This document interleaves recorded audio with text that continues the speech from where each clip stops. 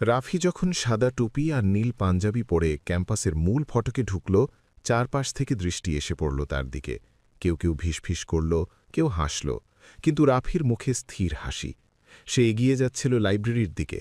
হঠাৎ পেছন থেকে ধারালো কণ্ঠ ভেসে এলো, তুমি এসব নিয়ে ক্যাম্পাসে কেন? প্রফেসর ড সাবিহা করিম দাঁড়িয়েছিলেন, চোখে তীব্র বিরক্তি। রাফি ঘুরে তাকাল।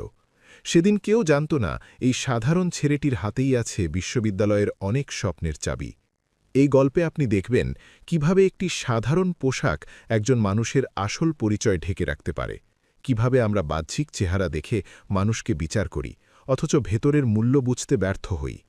প্রফেসর সাবিহা করিম শিখবেন জীবনের সবচেয়ে কঠিন পাঠ, যা তার কেরিয়ার এবং মানসিকতা দুটোই বদলে দেবে। আর রাফি, সে প্রমাণ করবে যে সম্মান অর্জন করতে হয় কাজ দিয়ে, পোশাক দিয়ে নয়। রাফি যখন সাদা টুপি আর নীল